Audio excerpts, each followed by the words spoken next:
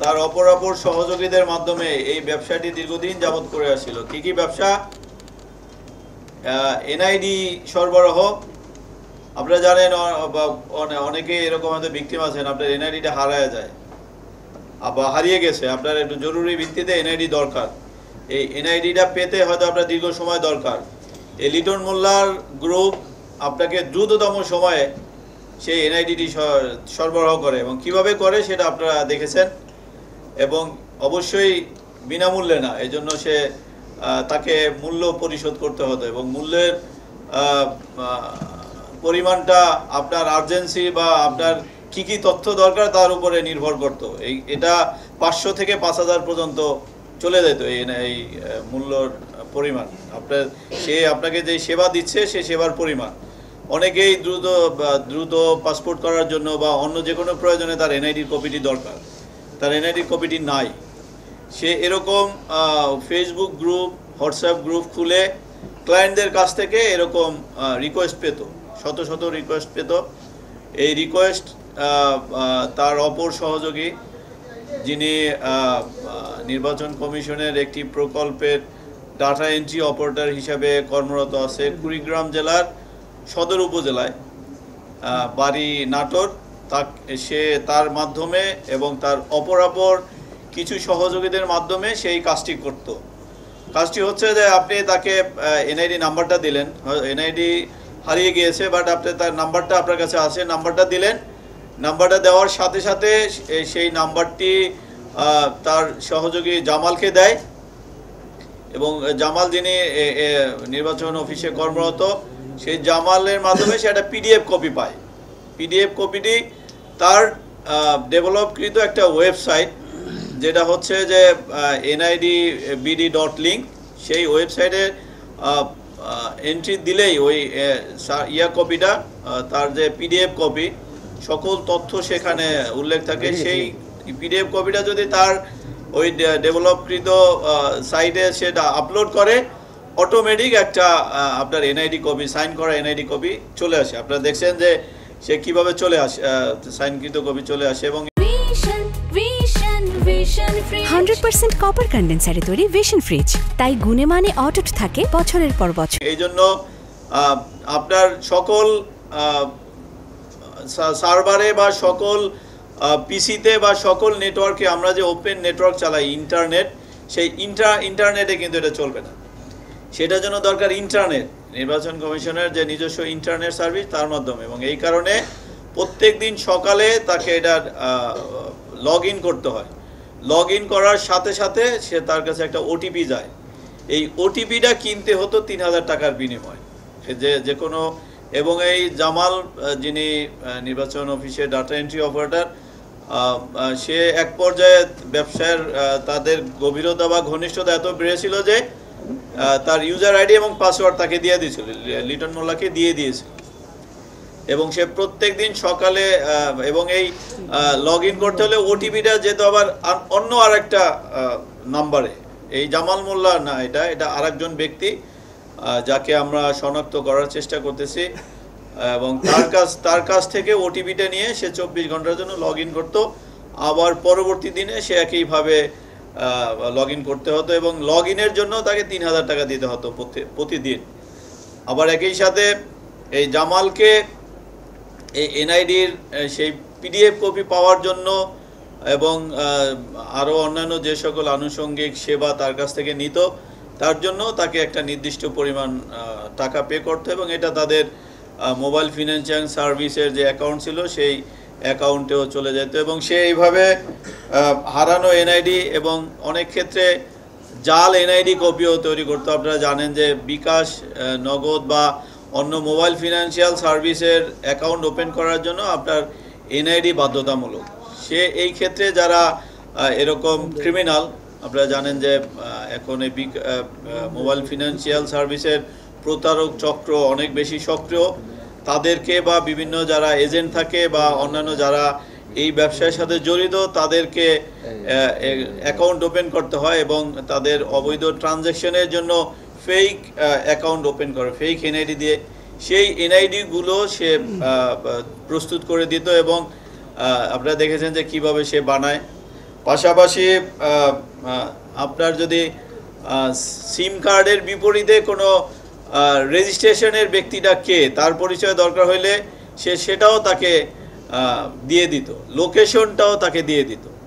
এটাও আমরা সে কার মাধ্যমে এই সেবাগুলো নিত এইটাও আমরা শনাক্ত করার চেষ্টা করতেছি। আপনারা জানেন যে বায়োমেট্রিক ফর্ম যখন একটা মোবাইল ফোন সিম কেনার সময় প্রত্যেকেরই ফিল আপ করতে হয় এবং সেখানে একটা বায়োমেট্রিক এনআইডি নাম্বার আপনাকে দিতে হয়, বাট সেখানে সব কিছু থাকে না। আমরা পুলিশ বা অন্যান্য আইন শৃঙ্খলা বাহিনী এই বায়োমেট্রিক ফর্ম থেকে যে একটা এনআইডি নাম্বার থাকে সেই এনআইডি নাম্বার দিয়ে আমরা সার্ভারে ঢুকে আমরা তার এনআইডিটা আমরা পাই।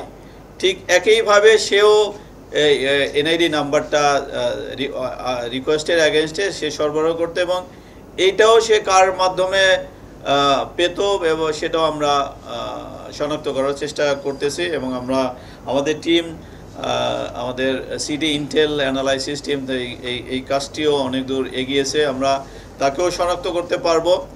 পাশাপাশি আপনারা দেখতে পাচ্ছেন কোভিড-19 সার্টিফিকেট, সে অটোমেটিক কিভাবে একটা as it is COVID-19 certificate with QR code তার এই একটা সুরক্ষা.gov.bd এটা হচ্ছে আমাদের সরকারি ওয়েবসাইট, সে একই আদলে সুরক্ষা_gov_bd_link এই নামে সে আরেকটি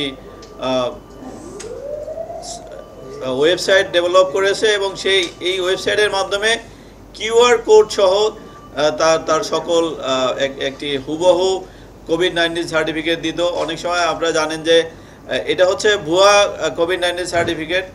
অনেক সময় আপনি 2 ডোজ টিকা দিয়েছেন, বাট কবে দিয়েছেন সেটা আপনার নাই, 3য় ডোজ দেওয়ার জন্য আপনার ওই সার্টিফিকেটটা দরকার।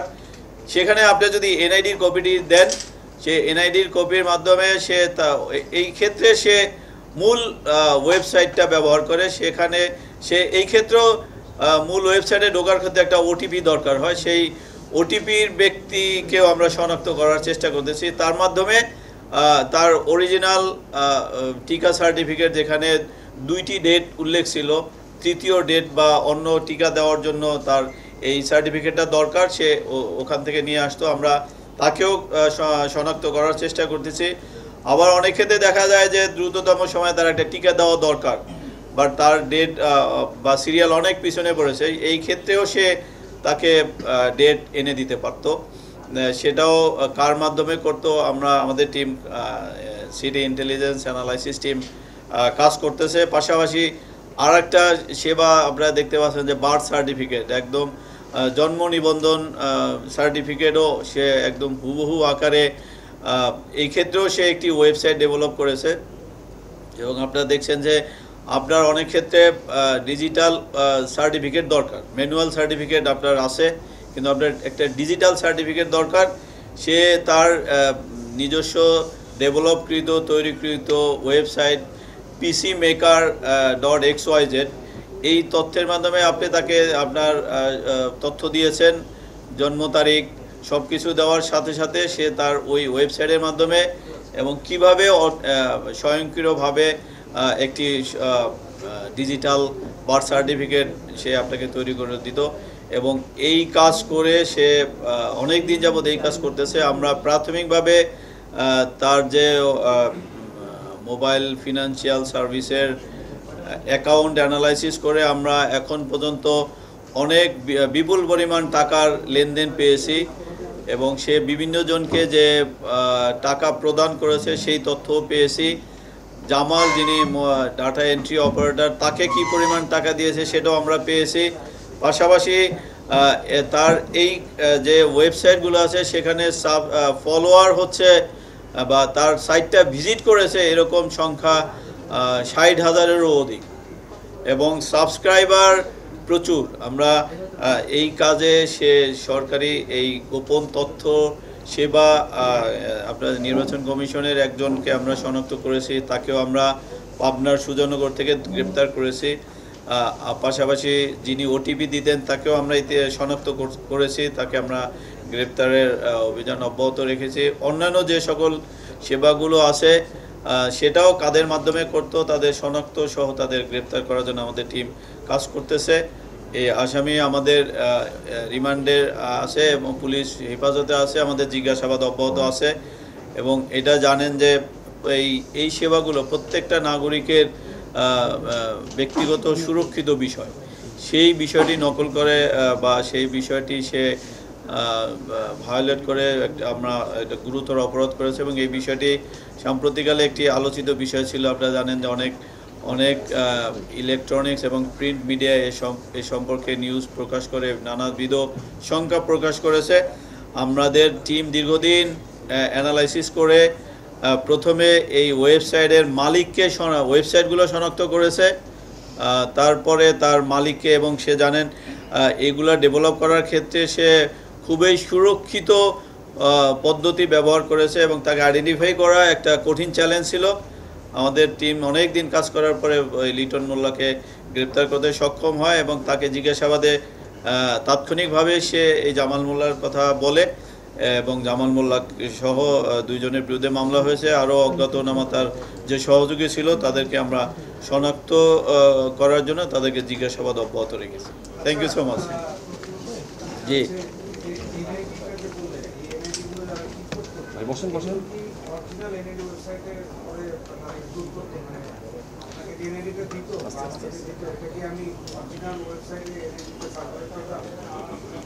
আপনি এনআইডি নাম্বারটা তাকে দিলেন, এটা হলো তার এনআইডির হারানো এনআইডির কপি। আপনি মনে হয় ভিডিওটা দেখেছেন, ও অরিজিনাল সে যে ওয়েবসাইট ডেভেলপ করেছে সে পিডিএফ কপি। প্রত্যেকটা আপনার যে এনআইডিটা আছে সেই এনআইডি একটা পিডিএফ কপি নির্বাচন কমিশন সার্ভারে সুরক্ষিত আছে। নাম্বারটা হইলেই সেই জামালের মাধ্যমে সে সেই পিডিএফ কপিটা পাবে এবং পিডিএফ কপিটা তার ওয়েবসাইটে আপলোড করলেই অটোমেটিক আপনার একটা এনআইডি কপি বের হয়ে আসবে এবং সে ডাউনলোড করলে সেটা প্রিন্ট দিয়ে একদম এনআইডি কপি হিসাবে ব্যবহার করতে পারে। ভুল সংশোধন করে দেয়, ওই যে তাদের যে সহযোগী আছে তাদের মাধ্যমে সে ভুল করেই নতুন করে প্রিন্ট দিয়ে নিয়ে আসে। ফেকও জেনারেট করতো, পাশাপাশি আপনার ভুল সংশোধন করে দিত, পাশাপাশি সে হারানো নতুন এনআইডি প্রিন্ট করে সরবরাহ করত এবং ফেক এনআইডিও সে প্রস্তুত করত। দুইটা সিস্টেমে এখানে সে দেখা আসে।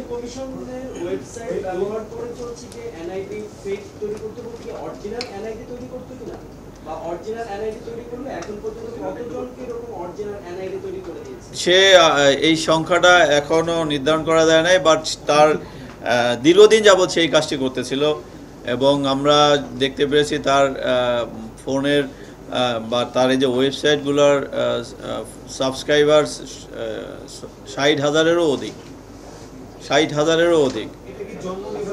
জন্ম নিবন্ধন সব কিছু মিলে একই রকম।